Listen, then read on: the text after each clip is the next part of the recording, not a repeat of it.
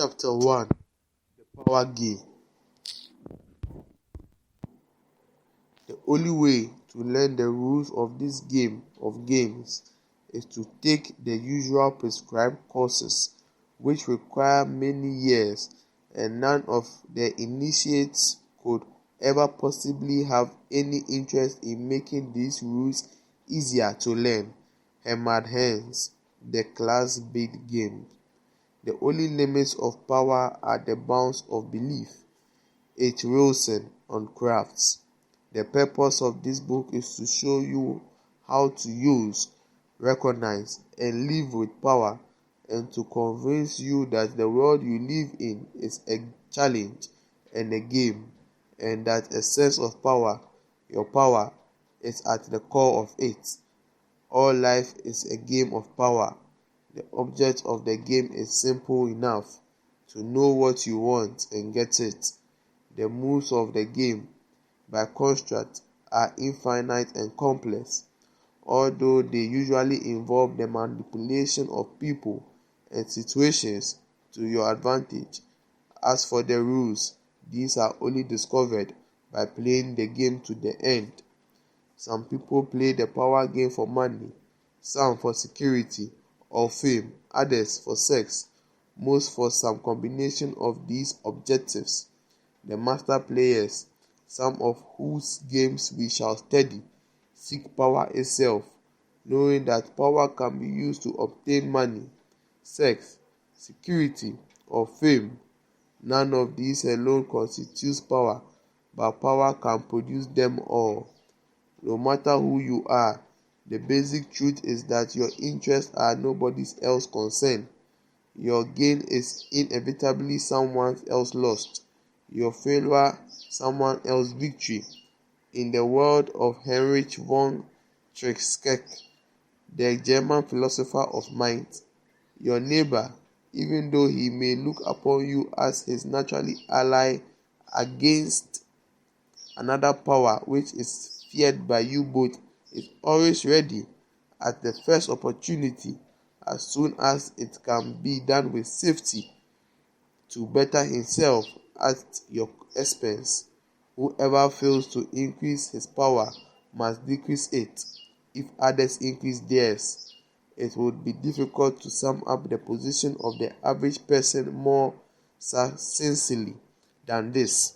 Von Treitschke's analysis of the human condition, despite what might at first reading seem to be a familiar streak of German paranoia and depression, in fact applies to a good many jobs, marriages, and love affairs, and represents for a lot of people a way of life, since the people who live their lives among these lines have a marked tendency to find their own way into positions of power that threaten or block the rest of us. Learning to play the power game is a means of self-defense. Why do people wake up to discover the promotion they expected has been given to someone else?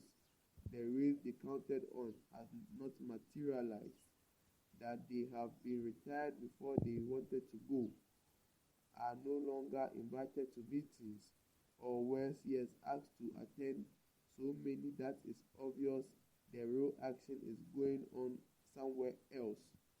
The answer may, of course, be simple incompetence. It is unfortunate that stupidity, drunkenness, and laziness often intervene in the game, obscuring its otherwise perfect logic. But above a certain level of play, it is safe to assume the losers have been defeated by superior players, have failed to pay sufficient attention to their own moves and those of others, and are now obliged to pay the price. For that matter, the same ebb and flow of power can be observed in every kind of human intercourse. The same rules apply to love affairs as to office warfare.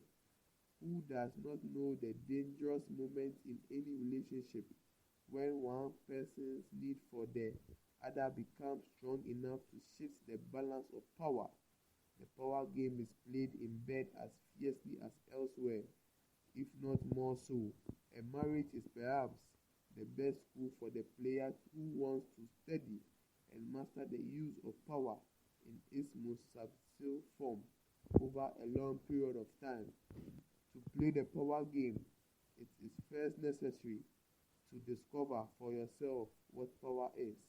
The student of power ought to begin by learning to recognize its manifestations in every aspect of life, for all life is a training ground, and every human exchange is an opportunity for testing the player's ability.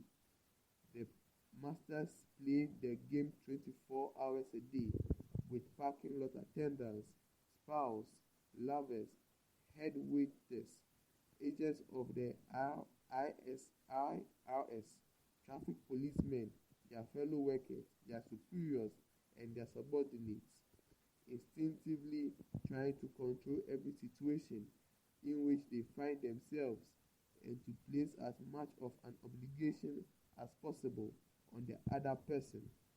To the master player, even the most ordinary human encounter is completely fascinating, offering incalculable opportunities for practice. Some of the best players I know develop their basic techniques in such places as fruit markets, where the choice of the individual pieces of fruit one wants as constructed to those being palmed off on one can be used to study such components as resistance under pressure, feign hesitation, whining, and compromise. Childhood itself teaches us many useful techniques, playing one parent off against the other, withholding affection, throwing up when all else fails. But most people forget these valuable techniques in the process of becoming an adult.